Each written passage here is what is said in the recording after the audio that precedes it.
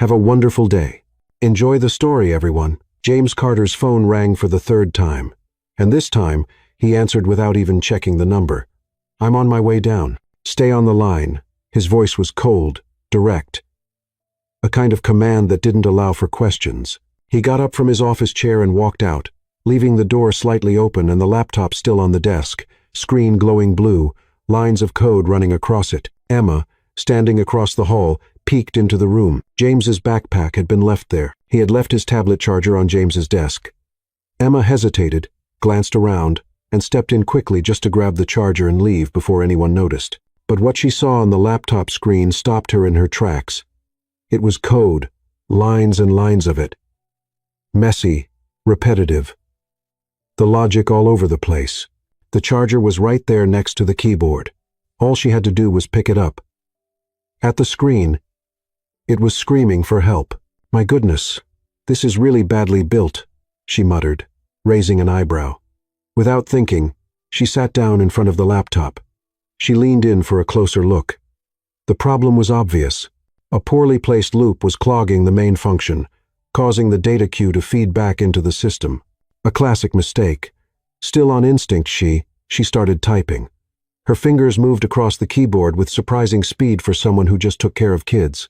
Her expression was calm and focused, like she did this every day. And once she had, but ascended, but no one there knew, or almost no one. She fixed the structure, reorganized the logic, split the elements, and tested it. The cursor stopped where it was supposed to. It ran smoothly. She smiled. There. Breathe. System. That's when she heard the voice. What are you doing? Emma froze. Her heart jumped so hard that for a second she thought she'd hit her head on the edge of the screen. She turned around slowly. James was standing in the doorway, his face frozen between disbelief and fury. Too, she tried to speak, but no sound came out. He stepped inside, eyes wide like he just caught a thief. You had absolutely no right to touch that computer, he said angrily, stepping forward. I know. I'm sorry. I didn't mean to. I swear. James's charger was here. I came to get it. And I saw the code. I recognized the error. And it was instinct. I just fixed it. Fixed it? He shot back sarcastically, moving closer. Who do you think you are? I didn't think. I just acted. It was reflex. I didn't mean to touch anything of yours, I swear. I just saw the bug and corrected it. The logic was stuck in the main function loop. It was spinning like a hamster in a wheel. She answered without even thinking. James stopped. He looked at the screen. Emma stood still, hands clasped in front of her as if trying to stop her heart from jumping out of her chest. The silence stretched out like it would never end. James sat down in the chair. His fingers moved quickly over the keyboard, testing what she had done. He ran it again. The line that was stuck now flowed. The final execution, clean. The bug that his Quake, some of the best software engineers in the country, hadn't been able to fix in 2 weeks, was solved. He couldn't believe it. But the numbers were there. You, he began, his voice no longer angry, just stunned. You just saved a $300 million deal, he said, still staring at the screen. Emma took a step back, unsure if that was a compliment or a reason to be arrested. I'm really sorry. Truly, you can fire me. I shouldn't have. He raised his hand, motioning her to stop. James stayed quiet for a moment. Then he stood up. She took another step back, ready to leave the room, ready to leave the city if she had to. He looked at her with an unreadable expression. That was brilliant. Emma's eyes widened. That doesn't change the fact that I invaded your space and messed with something I shouldn't have. Yes, and by doing that, you saved a project that's been keeping me up at night. He turned, studying her more carefully. Who are you, really? I am just your son's nanny. She let out a nervous laugh, trying to lighten the tension. So, am I still hired as the nanny, or did I just quit as an accidental hacker? James didn't answer right away. He stared at the laptop screen. The fixed code flashed like undeniable proof of what had just happened. He ran a hand through his hair, a gesture Emma had noticed he made when processing something big. Have a seat, he finally said, pointing to the leather armchair beside the desk. Emma hesitated. Look, if you're about to give me a lecture on privacy and professional boundaries, I'd rather hear it standing. That way, I can run if I need to. He almost smiled. Almost. Sit down, Emma, please. The please caught her off guard. She settled into the chair, smoothing her uniform skirt nervously. James turned his chair to face her, arms crossed, but his posture was less tense than before. Where did you learn programming? He asked, getting straight to the point. Emma sighed. Queen Anne Public Library, computer section, shelves J47 through J52, if you want to check the library. His disbelief returned. Yep, boss. Not everyone is born with money for MIT or Stanford. Some of us have to work with what we've got. She crossed her legs, suddenly more confident. Python for beginners. JavaScript made easy. Fundamentals of data structures. I read them all twice, some parts 3 times. James studied her like he was trying to solve a complicated puzzle. And where else? Free online courses. Khan Academy, Codecademy, Free Code Camp. Emma counted on her fingers. All free, all in the middle of the night after Oliver was asleep, and before you woke up, she chuckled. Did you know your Wi-Fi is amazing at 3 a.m.? You used my internet to study programming. His voice was somewhere between annoyed and impressed. Technically, I was in the house, and technically, you never said I couldn't. She shrugged, but don't worry. I never touched any of your personal stuff. I'm an ethical intruder. James shook his head, stunned. How long have you been studying all this? About 3 years. Started, his curiosity turned into an obsession, and now, well, now it's apparently a reason for an interrogation. 3 years, he leaned forward, and you never mentioned it.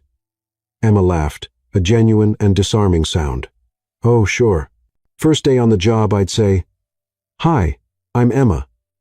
I'll be taking care of your kid. And oh, by the way, I can also hack banking systems in my spare time. Totally normal, right? It's not hacking when you fix bugs, James muttered, mostly to himself.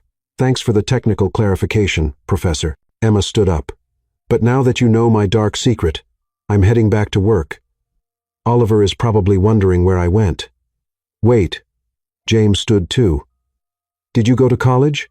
Emma stopped at the door and slowly turned back. I started a computer science degree at the University of Washington. 2.5 years started. What happened? For a moment, Emma's playful mask slipped. Life happened. Bills to pay. Family to take care of. Dreams that cost more than I could afford. And you just gave up? The question came out sharper than James meant. Emma straightened her shoulders, the playful glint in her eyes replaced by something firmer. Gave up? She laughed, but there was no humor in it this time. I didn't give up on anything. I made choices. I chose to pay rent instead of tuition. I chose to work instead of drowning in debt. I chose to survive instead of dreaming. James felt something strange in his chest, a feeling he couldn't quite name.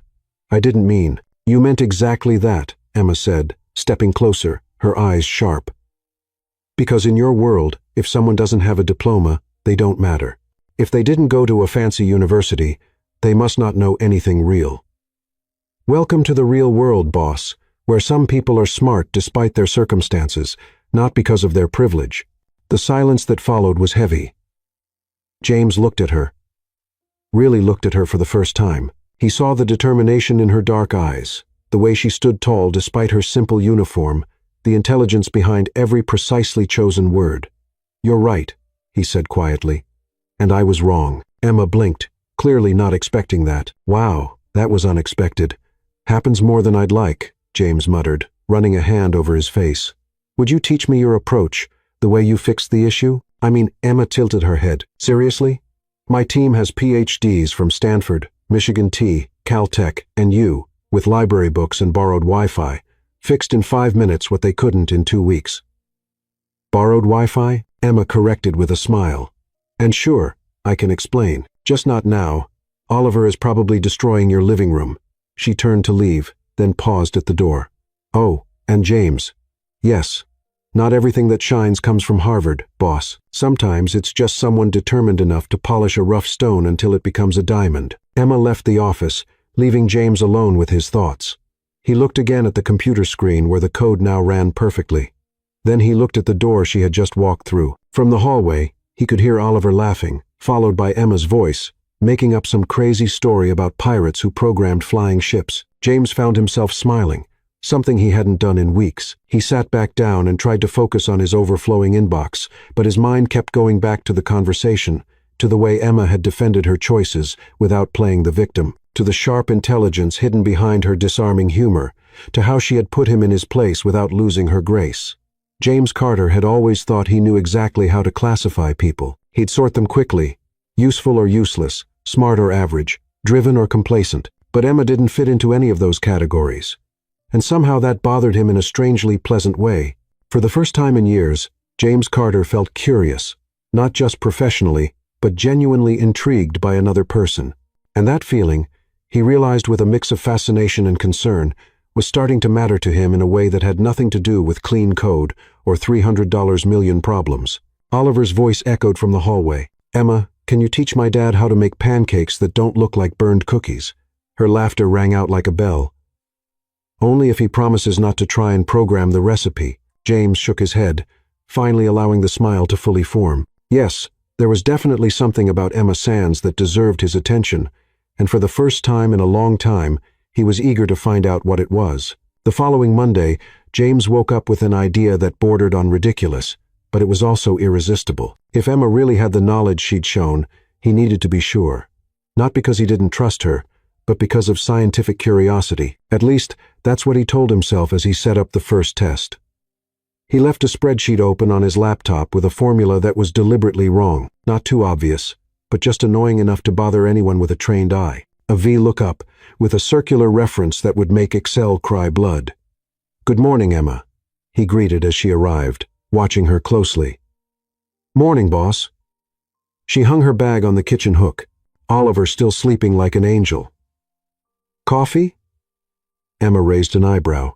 "You're offering me coffee? What phase are we in now?" "The trying to be less arrogant phase, according to a very wise person I met recently." "She must be really smart," Emma replied with a smile, accepting the cup. "I'll go wake the little prince." James returned to the office and pretended to work, but kept an ear out for sounds around the house. Vacuum noise, Oliver's laughter, footsteps in the hallway. After an hour, he found a sticky note on his monitor. "Your spreadsheet had the hiccups. VLOOKUP isn't supposed to loop forever unless you're trying to create a black hole in Excel. Fixed it. You're welcome." James smiled. Phase 1 of the test passed. On Tuesday, he was more subtle. He left a Python script open with messy indentation, something that wouldn't break the code, but would definitely make it behave oddly and drive any programmer crazy. The note was taped to the keyboard. "Whoever formatted this needs help.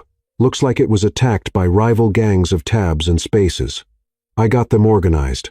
Now they live in peace. SPS. Always use 4 spaces. Always." James laughed out loud.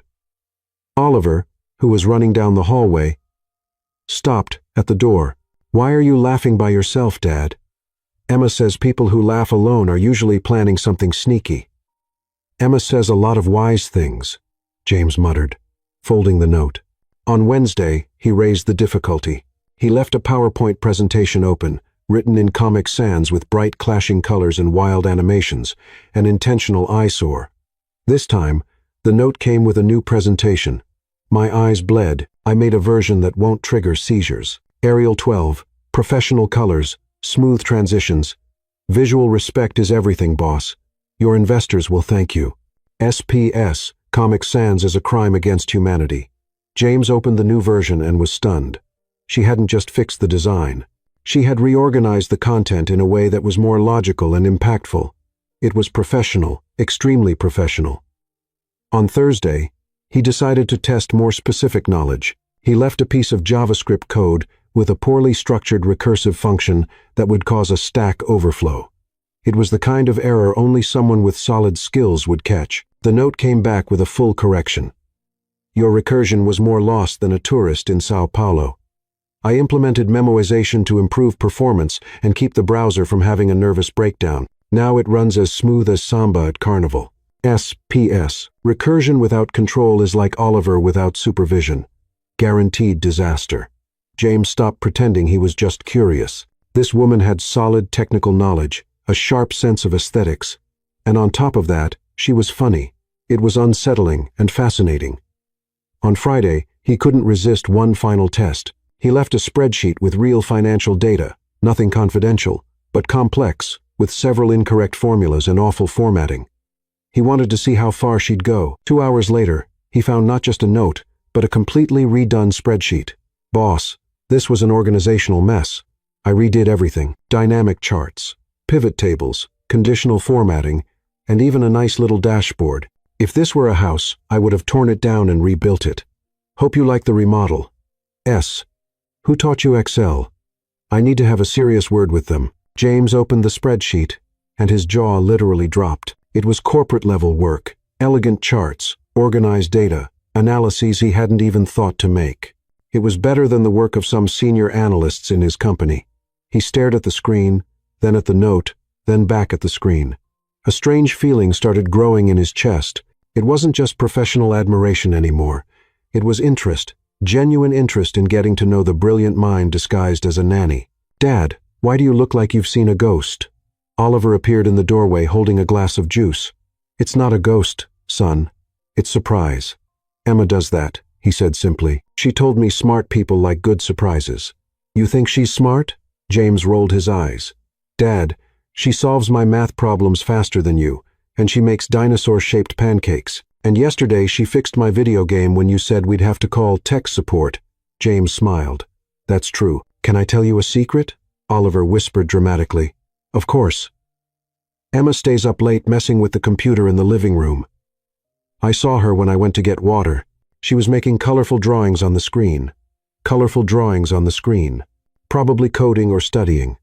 James felt a stab of guilt for testing her behind the scenes when she was clearly using her own time to keep learning. "Oliver, do you like Emma?" "Obviously. She's fun, and she doesn't get mad when I ask weird questions." Oliver took a sip of juice. "You like her too, right?" The question caught James off guard. "Why do you think that?" "Because you stop frowning when she's around, and you smile more. Emma says smiling is good for the heart." Out of the mouths of children, James looked at his son, impressed by his perception. "She really does say a lot of wise things." "Yep." Oliver took another sip. "Oh, and Dad." "Yes. Emma left a note for you on the fridge. She said it was important." James's heart started to race. "Important how?" "I don't know. She just said you'd understand when you read it." James walked to the kitchen, Oliver trailing behind like a curious puppy. On the fridge door, held up by a dinosaur-shaped magnet, was a different kind of note. Same handwriting, but the tone. "James, I know you've been leaving mistakes on purpose to test me. It doesn't bother me. Actually, it's kind of sweet watching you try to figure out who I am without just asking. But how about we have a real conversation? Oliver's sleeping at his grandmother's tomorrow, right? I promise I won't hack anything of yours without permission. P.S. You have a real gift for creating creative problems. Ever thought about changing careers? S." James read the note 3 times. She knew. Of course she knew. And instead of being offended, she was inviting him to talk. What did she write? Oliver tried to peek over his dad's arm. "That she's even smarter than I thought." "I already knew that." Emma said matter-of-factly. "Emma always knows things before we say them." James folded the note carefully and put it in his pocket. For the first time in years, he was looking forward to a conversation, genuinely looking forward to getting to know someone. And for the first time since Emma Sands came into his life, James admitted to himself that maybe, just maybe, he was interested in her in a way that went far beyond anything professional. James spent all of Saturday planning. Oliver was at his grandmother's, and the quiet house gave him time to think. He had decided he wanted a real conversation with Emma. But being James Carter, he couldn't just ask her to talk. He needed a pretext, so he set up his most elaborate trap yet, an optimization algorithm with a subtle but obvious logical flaw, at least obvious to anyone with solid knowledge, the kind of mistake that would make an experienced programmer shake their head in frustration. At 8 a.m., on Monday, when Emma arrived, he was in the kitchen making coffee with near-scientific focus. "Good morning," he swearing, trying to sound casual. "Ol's not here today. He came back last night but wanted to stay at Grandma's one more night." Emma hung up her bag and looked at him curiously. "And you're cooking?" "Making coffee," James said, stirring the cinnamon a bit too forcefully. "Technical coffee?" Emma raised an eyebrow, clearly amused. "Yeah, I wanted Rezo run a few ideas by you about system optimization. He turned to her, holding 2 cups. Would you mind taking a look at a project I've been working on? Emma crossed her arms, a smile playing at the corners of her mouth. James Carter is inviting me for technical coffee. Is it that strange? Considering that until last week you barely acknowledged I existed beyond the role of Oliver's caregiver. Yeah, it's a bit surreal. James felt his face grow warm. I've always known you existed. Oh, sure, as the nanny. Now I'm the nanny who codes. Emma accepted the mug, breathing in the aroma. Cinnamon. Fancy. Are you going to look at the code, or just analyze me like I'm some kind of social experiment? Why not both? Emma laughed and followed him to the office. James had left his laptop open, code covering the whole screen. Emma walked up, gave it a casual glance, and James watched her, waiting for the reaction. She was silent for 30 seconds. Then she sighed. Seriously, James? Seriously? What?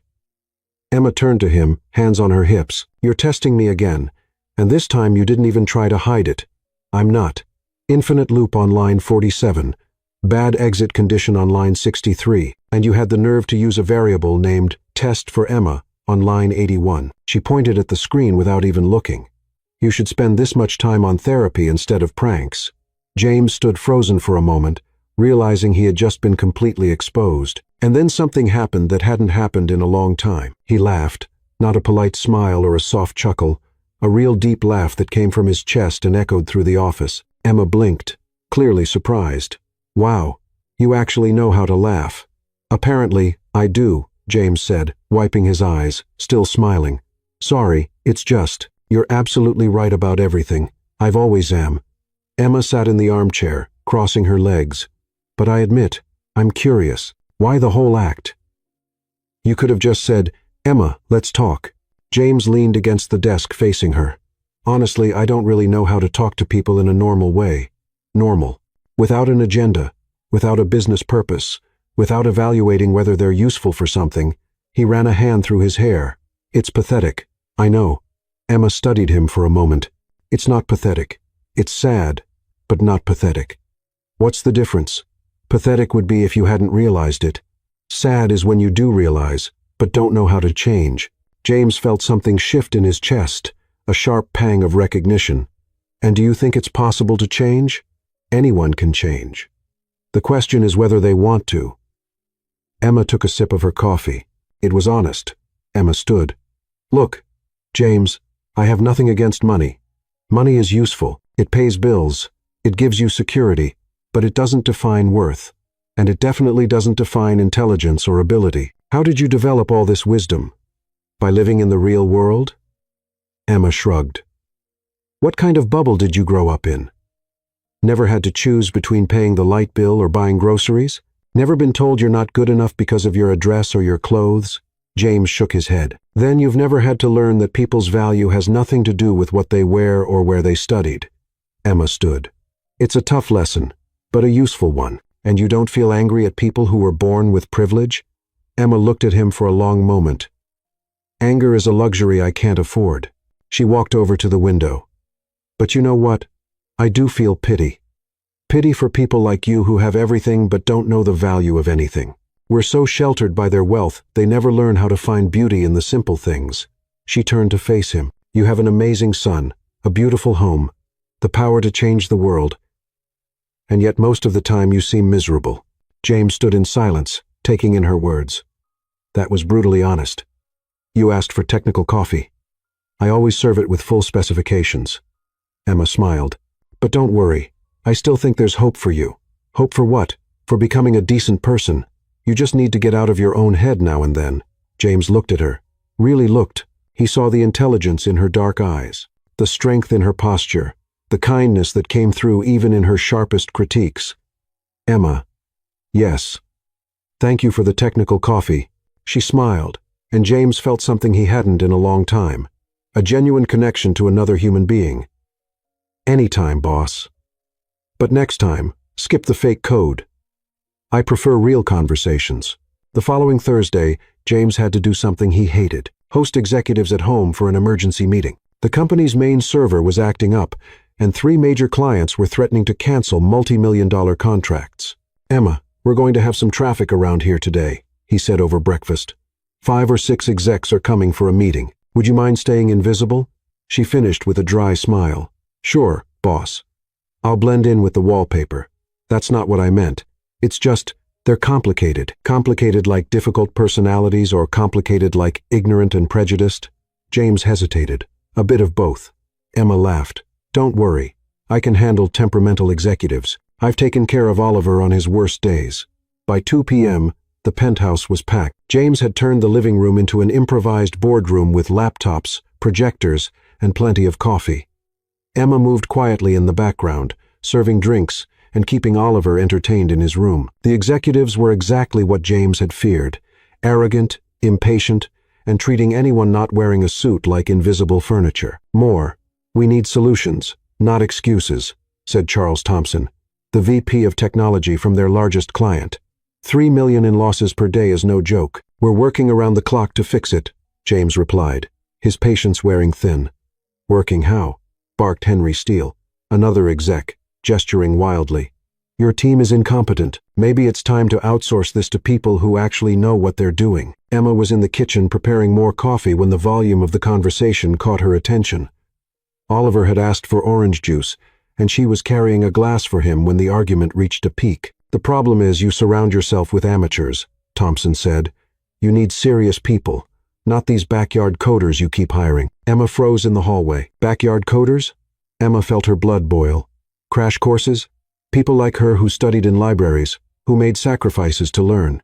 She tightened her grip on the juice glass and kept walking. What do you suggest? James asked, clearly frustrated. Clean house, Thompson said.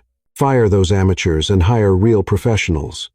MIT, Stanford, Caltech, people who didn't learn coding watching YouTube videos.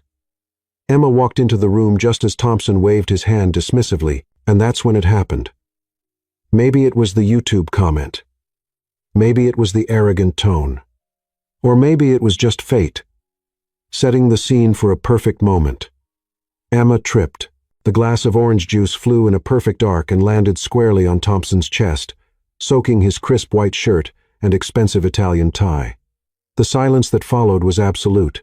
Thompson looked down, then at Emma, then back down again, as if his brain couldn't quite process what had happened. You threw juice on me, he stammered, his voice jumping 2 octaves.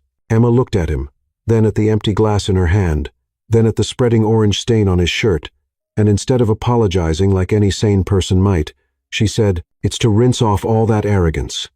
The silence deepened. Steele opened and closed his mouth like a fish out of water. The other executives stood frozen. James was caught between horror and what suspiciously felt like admiration. You, how dare you? Thompson sputtered, dripping juice onto the Persian rug. Oops. Sorry about that, Emma said, though her tone didn't sound sorry at all. But since it's already stained, maybe take a moment to reflect on that real people speech. For the record, some of the best programmers I know learned in public libraries. And yes, even on YouTube.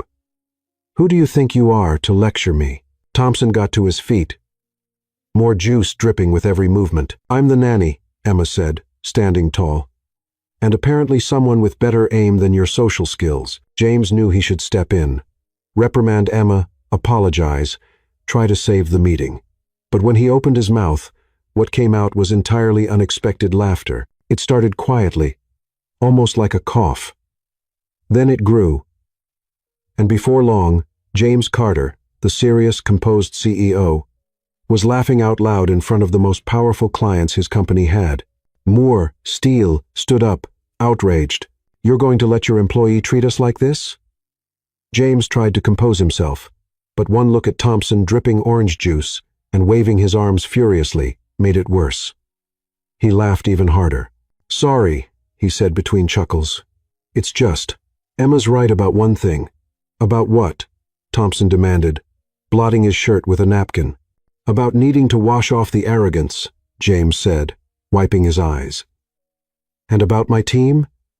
They're brilliant, no matter where they studied. Emma looked surprised. James looked back at her and gave a quick wink. But Emma, he added, trying to look serious. You can't just go around throwing juice at people. True, Emma replied solemnly. Next time I'll use something that doesn't stain. Maybe water. Thompson made a strangled noise. Steele looked like he might have a stroke. "This is unacceptable," Thompson declared. "We demand a formal apology." "Of course," James said, still smiling. "Emma, would you like to apologize?" Emma thought for a moment. "I apologize for wasting perfectly good orange juice. Oliver would have loved that juice." The executives stormed out in a huff, muttering threats and indignation. James closed the door behind them and turned to find Emma picking up shards of glass. "You do realize we probably just lost $3 million contracts," he said. Emma paused and looked at him. "Are you mad?" James considered the question. He should be furious. He should be calculating losses and thinking up damage control strategies. But instead, he felt light, as if a weight he hadn't realized he was carrying had finally lifted. "No," he said at last. "I'm impressed." "Impressed? You did something I've wanted to do for years," James said with a grin, "and said things I should have said a long time ago." Emma smiled back. "Then I guess the juice was worth it, every drop." From down the hall came Oliver's voice. "Emma, where's my juice?" Emma and James looked at each other and burst out laughing. "I'll just tell him the juice went to a noble cause," Emma said, still laughing. "And I'll call my lawyers," James replied. "But first, thank you." "For what?" "For reminding me who I used to be before I became so serious." Emma smiled. "Any time, boss. But next time, give me a heads up. I'll bring extra juice." 3 days after the juice incident, as James had named it, life at the penthouse had mostly gone back to normal. Almost normal. James noticed he was smiling more. His conversations with Emma had become less formal, and she had started leaving notes even when there were no codes to fix. The last one read, "We ran out of coffee. I bought more. Don't thank me. Pay me with a day off.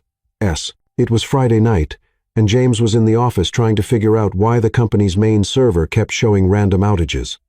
His team's technical reports were inconclusive. Everything worked perfectly during testing, but the system kept crashing at unpredictable times in production. Oliver was asleep. Emma was in the living room folding laundry while watching a Netflix show, and James was on the verge of a nervous breakdown. "Damn it," he muttered, running his hand through his hair for the 20th time. What's going on with this system? He had reviewed logs, analyzed performance metrics, even run manual diagnostics. Nothing. The server just failed. No pattern, no clear cause, no logical explanation. It was the kind of problem that could sink the company if not resolved soon. He got up to get more coffee and passed through the living room. Emma sat on the couch surrounded by neatly folded piles of clothes, eyes fixed on the television. "Working late again?" she asked without looking up. "Server issue? I can't pinpoint the cause." "Huh?" Emma folded one of Oliver's shirts with military precision. "Did you check the virtual memory logs?" James stopped in his tracks. "How do you know about virtual memory logs?" "YouTube University, remember?" Emma smiled. "And I may have skimmed through some of your reports while cleaning the office."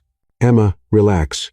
I didn't touch anything confidential, just glanced over a few things." She finally looked at him. "But seriously, did you check for a memory leak? Could be what's causing the crashes." James stared at her. "No, my team's been focused on code issues and network problems. Memory leaks are sneaky. Everything seems fine at first. Then it slowly gets worse until boom, system crashes." Emma folded another shirt. "But hey, you're the expert. I just watch television and take care of a kid." James went back to the office with a strange feeling in his gut. Not nausea, anticipation. He opened the virtual memory logs he had completely ignored. And there it was, a systematic leak in the cache module, hidden during testing because it only showed up after many hours of continuous use in production where the system ran 24/7. The problem built up until it crashed everything. "My God," James murmured, fingers flying over the keyboard to confirm the finding. That was it. The issue that his team of PhDs couldn't find was right there, clear as day, in the logs, and no one fought to check.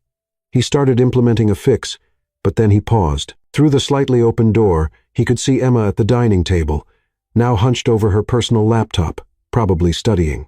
The soft blue light of the screen lit up her focused face. A crazy idea crossed his mind. James gathered the full technical reports, including the newly discovered issue, and accidentally left them spread out on the kitchen table. Then he went back to his office and pretended to keep working. 20 minutes later, he heard footsteps in the kitchen. Emma probably getting a glass of water. James hid behind the door, feeling ridiculous, but too curious to stop himself. He heard the rustling of papers. Then silence. A long silence. James. Emma's voice came from the kitchen. He pretended to be deep into work. Yes. You left the reports on the table. Oh, thanks. Must have forgotten them. More silence. Then the unmistakable sound of a chair being pulled out. James waited 15 minutes before heading to the kitchen. Emma was leaning over the documents, pen in hand, making notes in the margins. Find anything interesting? He asked, trying to sound casual. Emma looked up. Do you want the polite answer, or the brutally honest one? Always brutal honesty with you. Your team was looking in the wrong place, Emma said, pointing to one of the pages. You focused on code and connectivity issues, but completely ignored resource management. And the problem is right here. Emma circled a section of the report. Memory leak, in the cache module. Look at the timestamps of the failures and compare them to the memory usage spikes. James leaned in, pretending to analyze what she had pointed out. You're right. How did we miss this? Because you're all too much of experts. Emma leaned back in the chair. Sometimes the simplest answer is the right one. It doesn't have to be complicated to be serious. And how would you suggest we fix it? Emma grabbed a blank sheet of paper and started sketching a diagram. Add a more aggressive garbage collector here. Optimize the cache release here and implement real-time monitoring here. She finished the drawing and slid it over to him. 15 minutes of work, tops. James looked at the diagram. It was clean, efficient, and right. Completely right. Emma, this is brilliant. It's obvious, she said, standing up and gathering the papers. But you already knew that, didn't you? That's why you left the reports here. James felt his face warm up. I didn't. James. Emma looked at him with that smile that clearly said, don't underestimate me. You were watching me work. I heard you moving behind the door. Sorry. It was scientific curiosity. Emma folded the papers and handed them to him. Well, your scientific curiosity just saved your company again. Emma, relax, she cut in. I'm not mad. Actually, it's kind of cute watching you try to figure out how my mind works. Cute? Like a scientist studying a new type of butterfly? Emma laughed. But now you owe me. What do you want? A raise? A promotion? I can. James. Emma placed a hand on his arm, and he felt a small jolt. Stop. Stop what? Trying to fit me into your corporate boxes. She pulled her hand back. I don't want a title. I don't want a promotion. I don't want to be the former nanny who became CTO. Then what do you want? Emma looked him in the eyes. Respect. Acknowledgement that intelligence doesn't come attached to a diploma. And maybe, she smiled, for you to stop pretending you're not curious about who I really am. James felt his heart pick up speed. Emma. Good night, James, she said, heading for the door. Are you going to fix that server, or just stand there processing this all night? After she left, James stood in the kitchen holding the reports. On top of the stack was a sticky note that hadn't been there before. You can pay me in pizza or respect. Your choice. Both would be nice, but I'm not picky. S.P.S. Stop spying on me. If you want to know something, just ask. James smiled and went back to the office. He implemented the fix in 10 minutes. The server stopped crashing immediately, but as he watched the system metrics return to normal, his mind was somewhere else.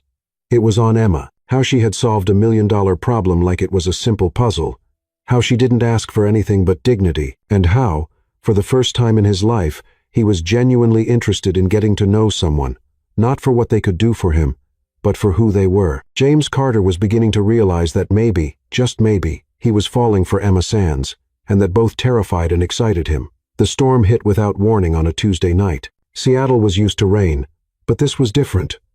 Winds near 60 miles per hour, lightning streaking across the sky like electric veins, and rain so heavy it looked like a gray curtain had fallen over the city.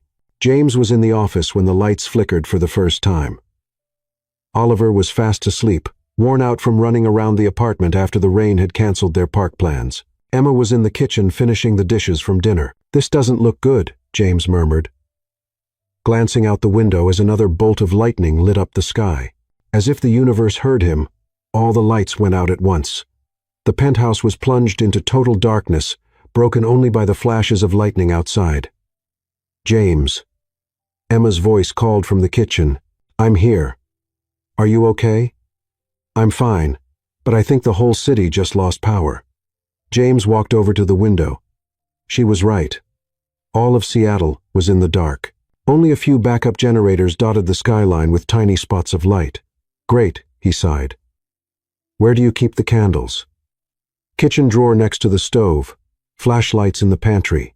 15 minutes later, they had turned the living room into a surprisingly cozy space. Candles placed around the tables created golden circles of light, and the fireplace, which James almost never used, was lit, casting dancing shadows on the walls. "Oliver didn't even notice," Emma said, as she came back from the boy's room. "He's sleeping like an angel. Good for him."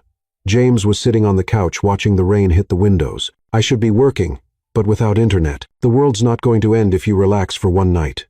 Emma sat in the armchair beside him, legs tucked underneath her. "When was the last time you did nothing?" James thought for a moment. "Honestly, I can't remember.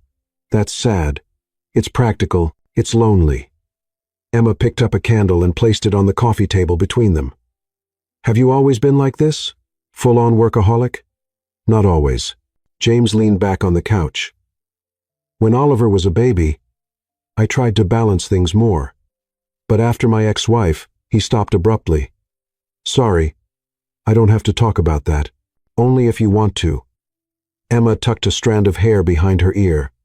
"Sometimes it helps to talk." James was quiet for a moment, listening to the rain. "She said I was married to my job, that she and Oliver always came second." His voice was low, almost lost in the sound of the storm. "And she was right." "What happened?" "She left me when Oliver was 3. Said she couldn't stand sharing a husband with a company anymore." James looked at his hands. "The irony is, I worked so hard to give them security, to build something solid, and in the end, what I built was a wall between us." Emma studied his face in the candlelight. There was a vulnerability she had never seen before. "And after that, you worked even more. It was easier than facing the fact that I failed as a husband and a father." "James." Emma leaned forward. "You didn't fail as a father. Oliver loves you. Now he does, but for a long time, he barely knew me." James gave a sad smile. "You've done more for him these past few months than I did in the first few years of his life." "That's not true." "It Island. You teach him, play with him, listen to all those crazy stories he makes up." "I was always too busy." Emma was quiet for a moment. "Want to know a secret?" "Sure." "Oliver talks about you all the time. My dad is really smart." "My dad builds important things. My dad has a computer that talks to the whole world." She smiled. "You're his hero." James felt something tighten in his chest. "Even when I barely paid attention to him?" "Kids see love in different ways. For Oliver, you working to take care of him was love. You being home every night was love. You thinking about his future was love. How do you know so much about kids and about everything?" Emma looked at her hands. "Experience. I kind of raised my little sister." "Kind of?" "Totally. Actually." Emma picked up a candle and started turning it between her fingers. "My parents died in a car accident when I was 22 and she was 10.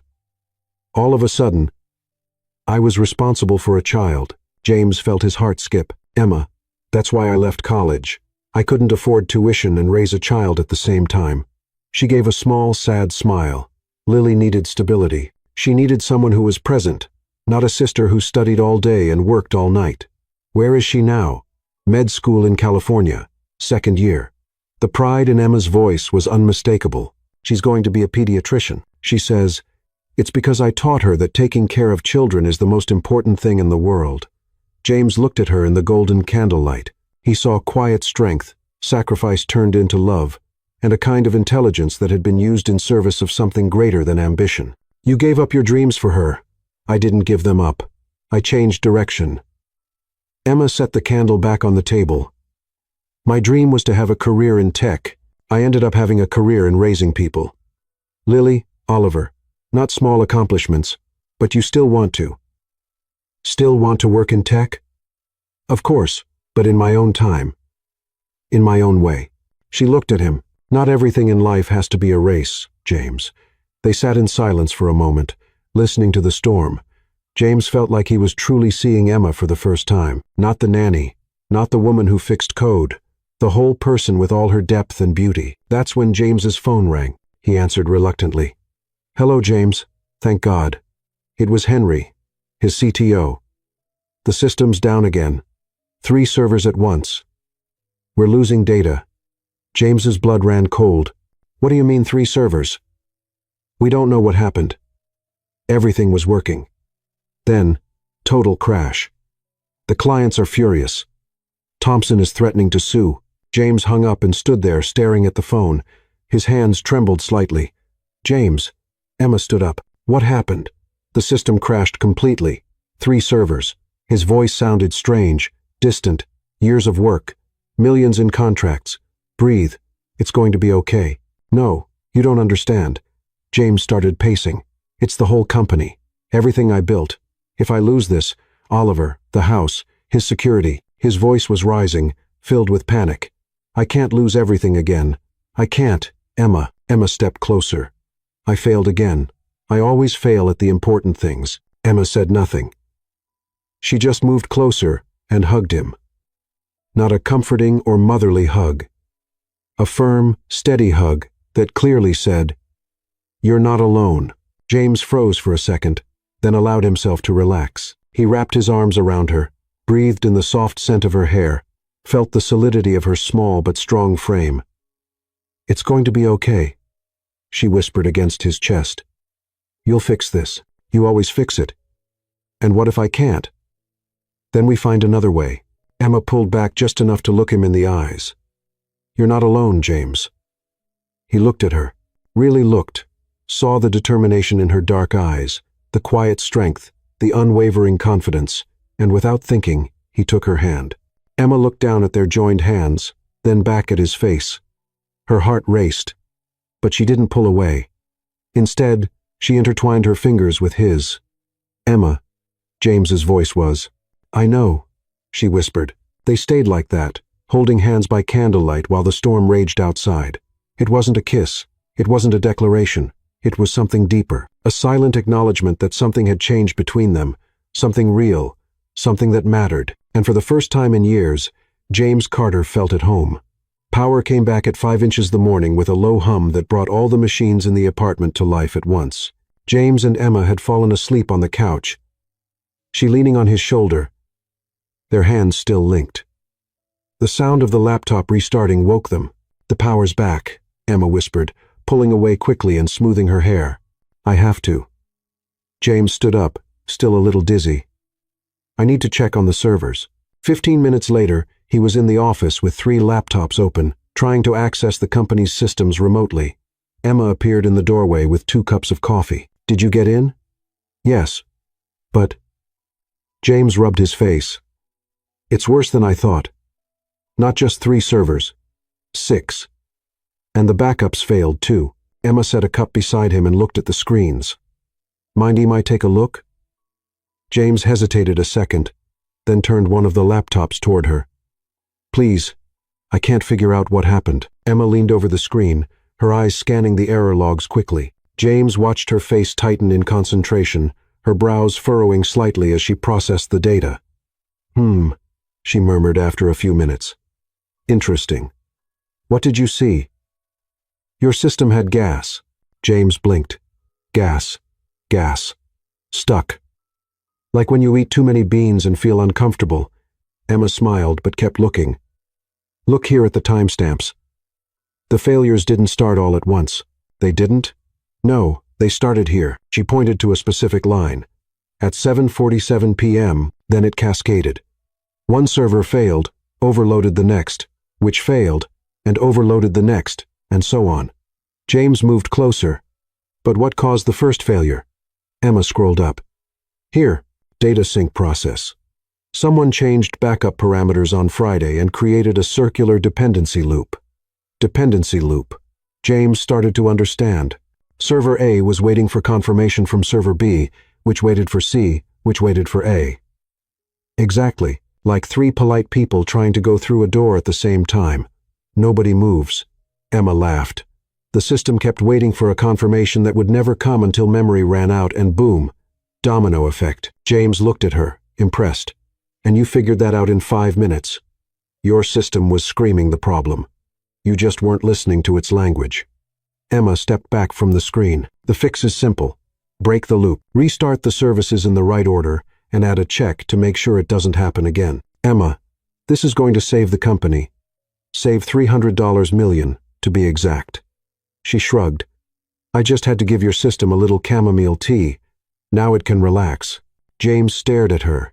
At the woman who had just saved his company as naturally as she made pancakes for Oliver, who explained multi-million-dollar system failures with analogies about gas. A wave of something he couldn't name washed over him. Gratitude, admiration, and something more, something that made his chest tighten and his heart race. I'm going to implement the fixes, he said, turning back to the computer. All systems were running perfect. James had sent reassuring reports to clients. The tech team was back to work, and the crisis was over. Emma was in the hallway heading to the kitchen when James came out of the office. Emma. She turned. All fixed. All of it. He stepped closer. Thanks to you, I just... Number James cut her off, stepping even closer. You saved everything again. You always save everything. There was something in his voice, the way he looked at her, that made Emma step back. James, he didn't let her finish. In one quick move, he took her face in his hands and kissed her. It wasn't a hesitant or questioning kiss. It was decisive, full of all the emotions he'd bottled up for months.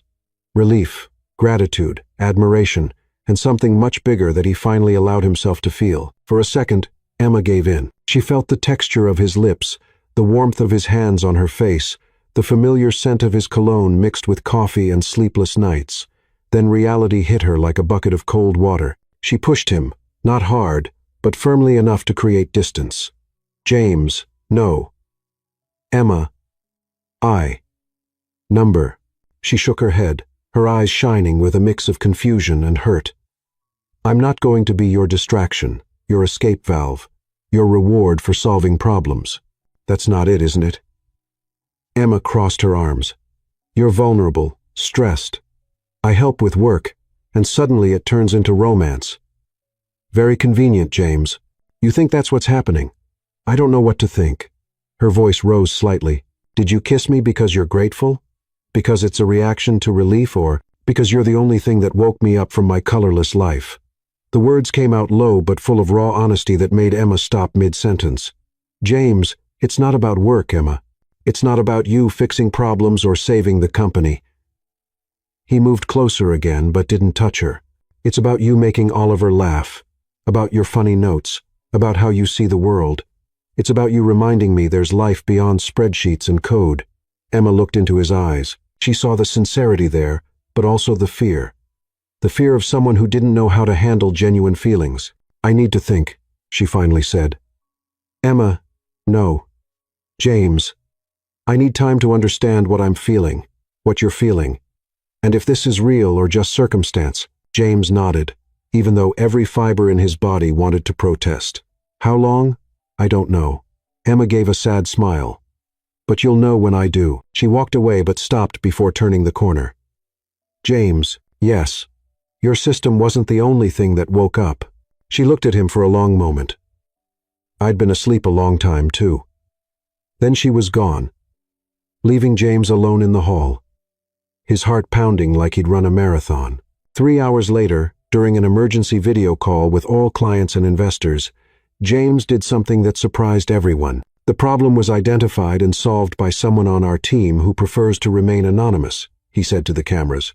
This person didn't just save our systems, but also taught us a valuable lesson about simplicity and efficiency.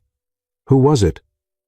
Thompson asked, still on the call, wearing his orange juice-stained shirt. Someone who reminded us that intelligence doesn't come with labels or diplomas.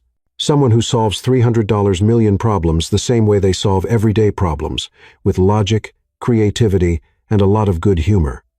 After the meeting, Henry came up to James. Boss, who was it really? The whole team's curious. James smiled. Someone special. Very special. But as he spoke, his eyes drifted toward the kitchen door, where Emma was probably making Oliver's snack, pretending the world hadn't completely changed that morning. The server problem was fixed, the company was saved, the clients were happy. But James knew the real challenge was just beginning, and for the first time in his life, it was a challenge he really wanted to face. 2 weeks had passed since the kiss in the hallway. Emma and James had found a strange balance. They talked normally, worked together when needed, but there was a tension in the air like electricity before a storm. Oliver, with the sharp sense kids have, had noticed. "Why do you two keep staring at each other, and then looking away?" he asked during Friday breakfast. Emma almost choked on her orange juice. James pretended to be very interested in his emails. "I don't know what you're talking about, little guy," Emma said, messing up his hair. "You look like two scared kittens." Oliver laughed. "My teacher said kittens do that when they like each other but are shy." James coughed loudly. Emma decided it was time to take Oliver to brush his teeth. Later, when Oliver was watching cartoons, James approached Emma in the kitchen. "Emma, I need to make you a proposal." She turned, cautious. "What kind of proposal?" "Professional. Totally professional." James raised his hands. "The company's quarterly event is next Thursday. I want to officially introduce you as a technical consultant." "James, just listen. You saved the company 3 times. The shareholders deserve to know who's behind these solutions, and you deserve the recognition." Emma shook her head. "To number." "Why not?" "Because I don't want to be your circus. The babysitter who codes, the curious case to entertain executives." She crossed her arms. "I told you what I want. Remember? Respect. Not a show." James nodded, clearly disappointed. "I understand, and I respect your decision. Thank you." But he hesitated. "Would you come to the event as a guest?" Emma studied him. "Why?" "Because Oliver will be there. It's a family-friendly event, and I want him to see where I work. And," James lowered his voice, "because I'd like you to be there." Emma sighed. "Okay, but as Oliver's babysitter, not the mysterious consultant." "Deal." The TechCore quarterly event took place in the Grand Ballroom of the Fairmont Olympic Hotel. It was the kind of event James usually hated. Corporate speeches, forced networking, and executives competing over who wore the most expensive suit. But this time was different. Oliver was fascinated by everything: the lights, the sound system, the giant screen presentations, and Emma. Emma looked beautiful. She wore a simple navy dress, nothing fancy, but it highlighted her dark eyes and the natural confidence she carried. Several people came up to greet her, assuming she was James's wife. "I'm actually the babysitter," Emma would say with a smile, enjoying the surprised looks that always followed. James was on stage giving his annual presentation about the company's results when he had an idea, a completely impulsive idea that went against everything he had promised Emma. "This year has been challenging," he said into the microphone, looking at the crowd of 300 people. "We faced crises that could have destroyed our company, but we also discovered something valuable about where true innovation is born." Emma, sitting in the middle rows with Oliver, felt a flutter in her stomach. "James, what are you doing?" she whispered. "Emma Sands," James said into the microphone. "Would you please come up on stage?" Her blood ran cold. Oliver clapped excitedly. "Go, Emma. Daddy's calling you." 300 pairs of eyes turned to her. Emma shook her head slightly, but James insisted. "Emma, please trust me." Against all her good sense, she stood up, walked down the center aisle with trembling legs, aware of all the eyes on her, the curious whispers, the questioning looks. When she stepped on stage, James came closer. "You promised," she whispered. "Trust me," he said softly. Then he turned to the microphone. "This is Emma Sands. She takes care of my son, Oliver." Murmurs of confusion filled the audience. Some executives exchanged looks like, "Why did he call the babysitter?" "But Emma did something more," James continued. "She saved our company 3 times without formal training in our field, without access to our corporate tools. She identified and solved problems that our team of PhD engineers couldn't." The murmurs in the audience changed tone. "She did this on her own time, out of intellectual curiosity, using books borrowed from the library and free online courses. And when I offered her jobs, promotions, higher salaries, Do you know what she said? James paused, looking at Emma, who was clearly uncomfortable, but hadn't run away. She said she wanted respect. Recognition that intelligence doesn't come with a diploma attached. His voice grew stronger. This woman rewrote more than just code. She rewrote the story of our company, and she taught me that sometimes the best solutions come from where we least expect. The room was completely silent. Emma represents everything our company should value: creativity, dedication, humility, and the courage to look at complex problems with fresh eyes. James turned to her. Thank you, Emma, for saving our company and for teaching me that human value can't be measured by resumes. The audience burst into applause. Not polite corporate clapping, but genuine, warm applause. People stood up. Oliver shouted from the crowd, "That's my Emma," making everyone laugh. Emma looked at the crowd, then at James. Her eyes were shining, but not with anger, with emotion. She stepped up to the microphone. "Thank you," she said simply, "but I want to make one thing clear. I didn't do anything that any dedicated person couldn't do. I was lucky to have access to knowledge, time to study, and," she looked at James, "someone who gave me the chance to show what I'm capable of." More applause. True innovation happens when we stop looking at diplomas and start looking at people. When we value curiosity as much as credentials, and when we recognize intelligence exists everywhere, just waiting for a chance. Emma left the stage without drama. No long speech, no promises to change the world. Simple, direct, genuine. And while the audience kept applauding, James realized he was completely, hopelessly in love with Emma Sands. Not just the brilliant programmer, not just the woman who had saved his company, but the honest, brave, and humble person who had just taught a room full of millionaire executives a lesson in humility. James's home phone didn't stop ringing for 3 days after the company event. Journalists wanted to interview the genius babysitter. Headhunters offered 6-figure salaries, and universities offered full scholarships. Emma answered politely, thanked them, and declined everything. "No, thank you. I'm not interested." "Yes, I'm sure." "No, it's not about the money." James watched, fascinated and confused. On Wednesday morning, after Emma had declined her 10th call before breakfast, he couldn't hold back any longer. "Why are you turning everything down?" Emma poured orange juice for Oliver. "Because I don't want to. But these are amazing opportunities. Google, Microsoft, Amazon, all offering senior positions." And James gestured, lost. "These are dream jobs, salaries most people can't even imagine." Emma sat at the table. "James, have you ever stopped to think that maybe my dreams are different from yours?" "What do you mean?" "I don't want to be the next Mark Zuckerberg. I don't want to work 16 hours a day building tech empires." She took a bite of her toast. "I want a balanced life. Time for the people I love. Weekends off. Real vacations." Oliver looked up from his cereal. "What's Mark Zuckerberg? A man who created Facebook and probably doesn't know the color of his kids' eyes," Emma replied, looking meaningfully at James. "That was low," James muttered. "It was honest." Emma stood up. "Look, James, I admire your ambition, but it's not mine. I want stability, not glory." "And Lily, don't you want to help her more?" Emma stopped at the kitchen door. "Lily is at her dream college, with a full scholarship she earned on her own. She doesn't need me to become a workaholic executive for me to be proud of her." After Emma left with Oliver for the park, James stayed alone in the kitchen thinking he understood what she meant, but he couldn't understand how someone could just turn down opportunities like that. The phone rang again. This time, James answered, "Carter Residence." "Hello. I'd like to speak with Emma Sands, please." "This is TED Talks. We'd like to invite her to give a lecture on disruptive innovation." "She's not interested," James interrupted. "But you didn't even ask."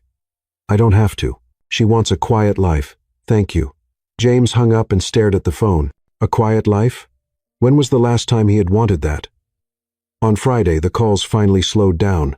Emma was in the living room folding clothes while Oliver played video games when James showed up with a strange look on his face. "I got an interesting call today. Another recruiter?" "No. It was the dean from the University of Washington. They want to create a scholarship in your name for low-income students interested in technology." Emma stopped folding. "Really?" "Totally serious.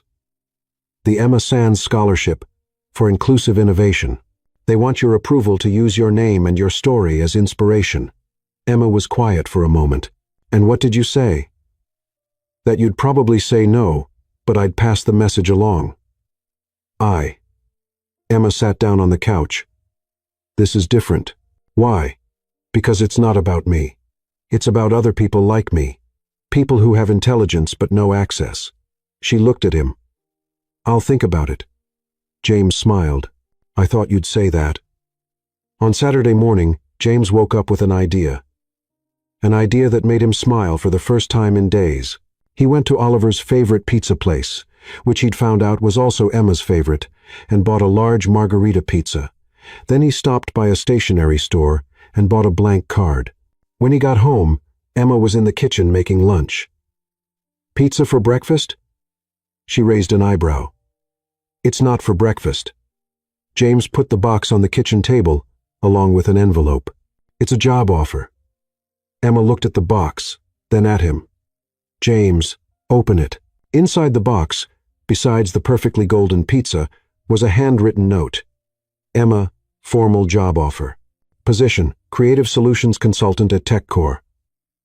Hours, 20 per week. Flexible. Very good. But not ridiculous. Benefits, health insurance, 30 days vacation, and free pizza whenever you want. Requirements. Keep being exactly who you are. Work location. Wherever you feel most comfortable. Boss. A guy learning that success without balance isn't success. If you change your mind, the spot's yours, and the pizza, too. P.S. You can bring Oliver to the office anytime. We have a game room with video games. James.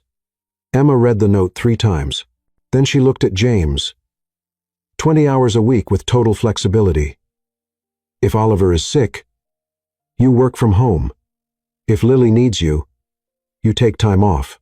If you want to travel, we'll make it work. And the very good but not ridiculous salary, enough for you to feel financially secure without becoming a slave to money. James stepped closer. Emma, I don't want to turn you into me. I want to learn how to be more like you. Emma took a slice of pizza. What if I don't accept? Then you don't accept, and you stay the most important person in Oliver's life and mine. Emma chewed thoughtfully.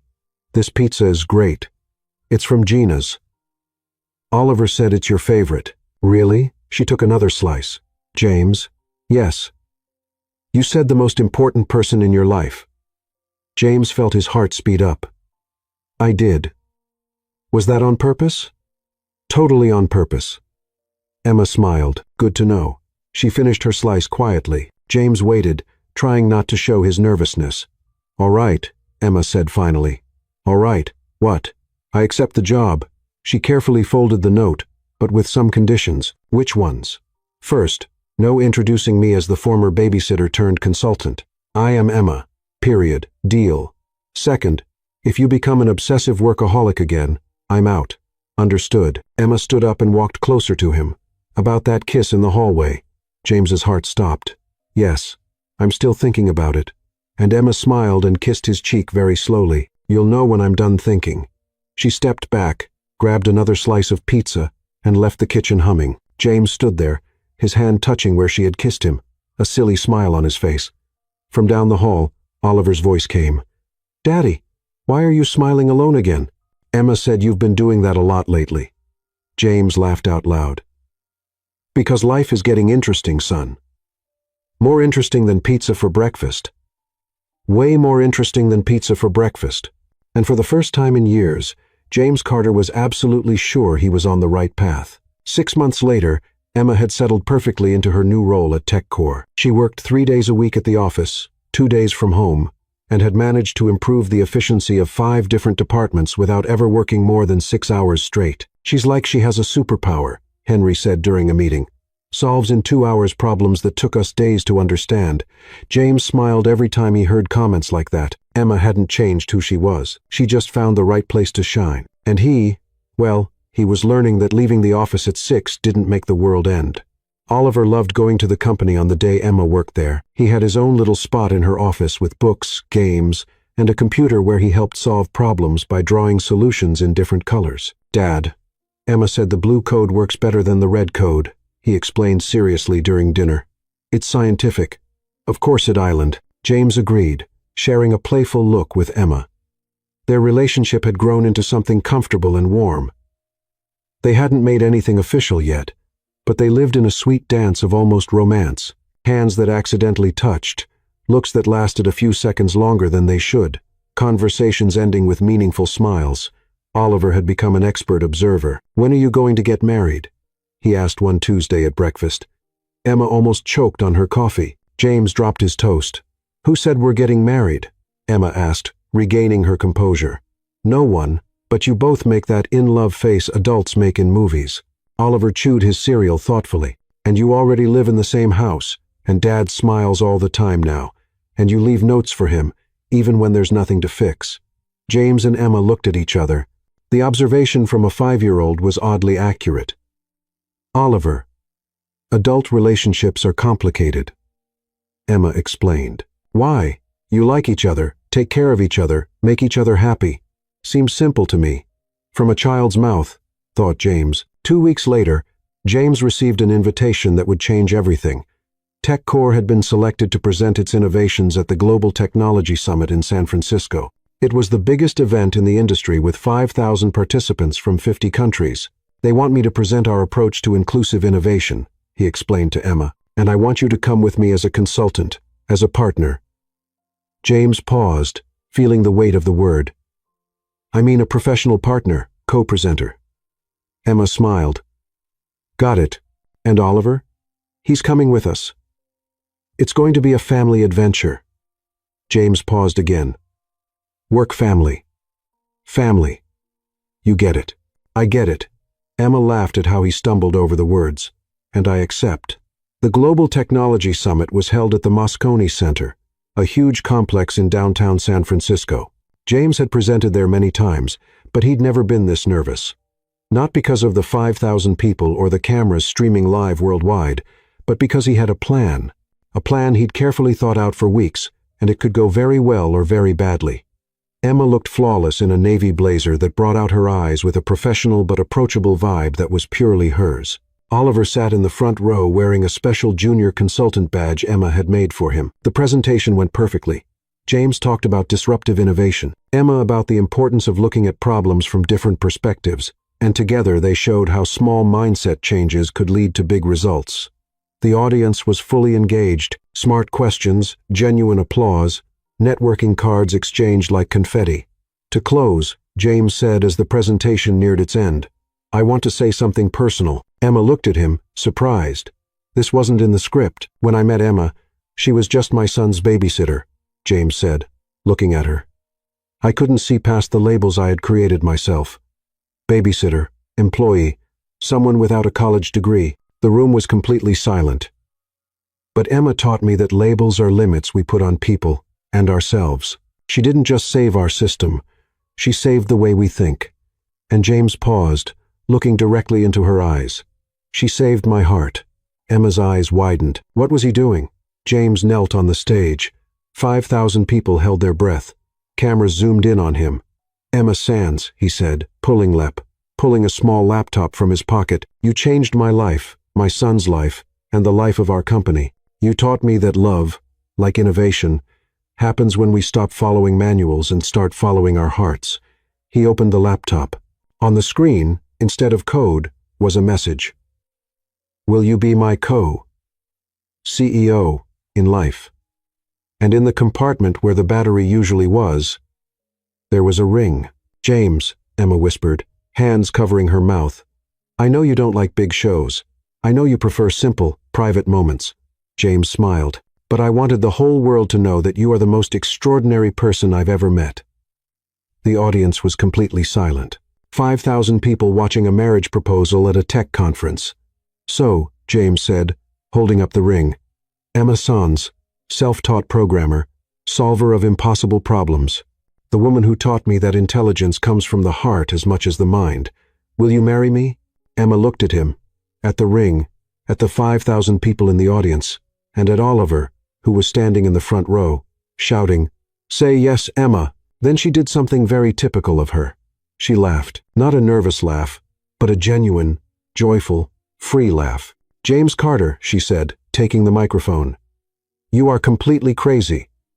Is that a yes? That's a... Do you really think I'd say no after a proposal with a custom laptop at an international conference?" So, Emma knelt down too, getting level with him. "Yes, I'll marry you." She took the ring and examined it. "But only if I can keep sending you scribbled notes fixing your code." "Forever," James said, slipping the ring on her finger. The crowd went wild. 5,000 people stood up, applauding, cheering, whistling, cameras flashing, people crying. A sea of collective happiness, but Emma and James only had eyes for each other. "I love you," he said, finally saying the words he had been holding back for months. "I love you too," she replied. "Since the day you laughed at my jokes about memory leaks, that's when I knew it was true love." James laughed. "Kiss her, Dad?" Oliver shouted from the crowd, causing another wave of laughter. And there, on the stage of the world's biggest tech event, in front of 5,000 witnesses and cameras broadcasting live around the world, James Carter kissed Emma Sands.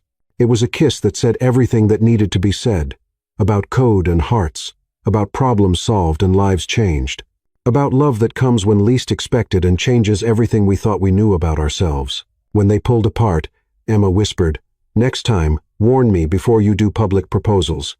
Next time, when you ask to renew our vows in jowls in 50 years. Emma smiled. "I want to be ready to give a worthy answer." James laughed, took her hand, and waved to the crowd that kept applauding as if it would never stop. 3 months after the proposal in San Francisco, James's penthouse was being transformed into something he never imagined. A wedding venue. "Are you sure you want to get married at home?" he asked for the 10th time, watching Emma direct the decoration operation with the precision of a general. "James, if you ask me that one more time, I'm going to put an infinite loop in the company's system," Emma replied, adjusting a flower arrangement. "Of course, I'm sure. This is where our story began. This is where Ethan feels at home. This is where it makes sense." Lily had arrived from Los Angeles the night before, glowing with happiness to see her older sister finally find someone who truly valued her. She and Ethan had instantly become best friends, united by their mission to make sure the wedding was perfect. "Oh, Emma," Ethan said, appearing in the room wearing a tuxedo that was way too small. "My tie is trying to strangle me. Come here, little one." Emma knelt to fix his tie. "You know soon you'll have to call me stepmom, right?" "Can I still call you Emma?" Ethan asked seriously. "Stepmom sounds too formal. You can call me whatever you want as long as it's with love." "Then I'll call you Mom Emma." Ethan smiled. "Because you're like a mom, but you're still my Emma." Emma felt tears well up. Mom Emma is perfect. At 4 inches the afternoon, guests began to arrive. It was a small celebration, just 40 people, family, close friends, and some co-workers who had become part of their lives.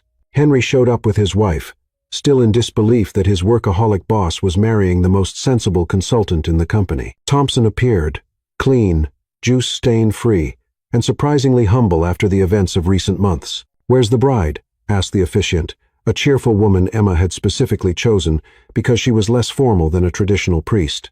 "She's getting ready," James answered nervously, looking down the hallway. At 4:15, Emma appeared, and she left everyone speechless. She was wearing her nanny uniform, the same simple blue uniform she wore on her first day of work, perfectly pressed with a small flower pin on the pocket. "Emma," Lily whispered in horror, "you're not getting married in your uniform. Why not?" Emma shrugged, walking calmly over to James. "It was in this outfit that I solved my first problem for him. It was in this outfit that he fell in love with me. It's the outfit of the woman he asked to marry him." James looked at her like she was the most beautiful thing in the world. "You look perfect. Are you sure?" Emma did a twirl. "Because I brought a backup outfit. You're perfect just like that." The officiant smiled. "Well, this is definitely the most unique ceremony I've ever performed. Shall we start?" The ceremony was simple and touching. They wrote their own vows, full of inside jokes that made everyone laugh. James promised never to try impressing Emma with fake codes again. Emma promised to keep fixing his mistakes in programming and in life. When it was time for the rings, Ethan came forward, Carrying the rings on a little pillow, he had decorated himself with tiny drawings of computers and hearts. "With this ring," James said, sliding the ring onto Emma's finger, "I promise you a life full of adventures, fixed codes, and Sunday pizzas." "With this ring," Emma replied, "I promise you infinite patience, funny notes, and unconditional love." "I now pronounce you husband and wife," the officiant said. "You may kiss the bride." But Emma raised her hand. "Wait just a minute." She ran to the bedroom, leaving everyone confused. 2 minutes later, she reappeared wearing an elegant, simple, but stunning wedding dress that perfectly highlighted her natural beauty. "Now this is more like it," she said, smiling. "I wasn't going to let the wedding photos be all in work uniform." The crowd laughed and applauded. James shook his head, smiling. "You're amazing." "I know." Emma stepped closer. "Now kiss me properly, husband." And he did. A kiss that sealed not just a wedding, but a partnership that had transformed 2 lives and an entire company. The party was exactly as they had planned. Relaxed, fun, and full of unexpected moments. The food was from their favorite pizzeria. The music included both jazz and reggaeton, and Ethan took over the dance floor with moves he swore he learned from watching educational videos. When it was time to toss the bouquet, Emma had one last surprise. "Single ladies, come on up," she shouted. "But beware, no traditional bouquet today." She pulled out a gold USB drive decorated with a white ribbon.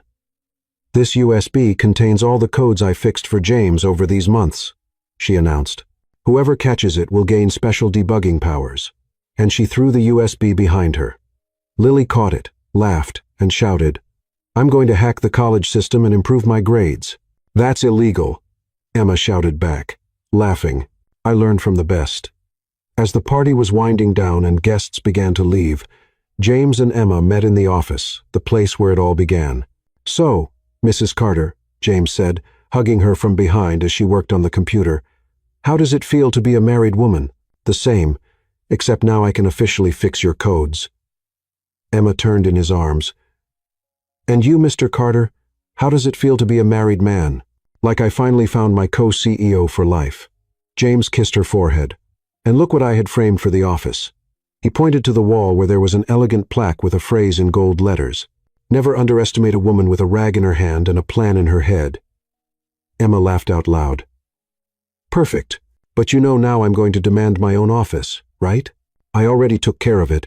Next door with a park view, top-of-the-line computers, and a coffee maker only you know how to use, and a nameplate on the door, Emma Sands Carter, official solver of impossible problems." Emma smiled. "I like the sound of that." They were silent for a moment, looking out the window at Seattle, lit up at night. It was the same view James had been looking at alone for years, but now everything seemed different, more colorful, more alive, more complete. "Is Ethan asleep?" Emma asked. "Like a rock. Lily's reading to him." James smiled. "I think we gained 2 families today." "Definitely." Emma snuggled closer in his arms. "James." "Yes. Thank you." "For what?" "For seeing me. Really seeing me. Not what I did, but who I am." "Thank you," James answered, "for teaching me that life is so much more than work, that intelligence comes in many forms, and that love happens when we least expect it." Emma smiled and looked at the plaque on the wall. "You know this phrase is going to become a legend of the company, right?" "I hope so." James kissed her again. "I want everyone who walks in here to know that great things can come from unexpected places. Like a nanny who solved a $300 million problem. Like an extraordinary woman who changed my whole life. And there, in the office where Emma had fixed her first code, where they shared talks about life and dreams, where a kiss changed everything, they began the first day of their lives as husband and wife.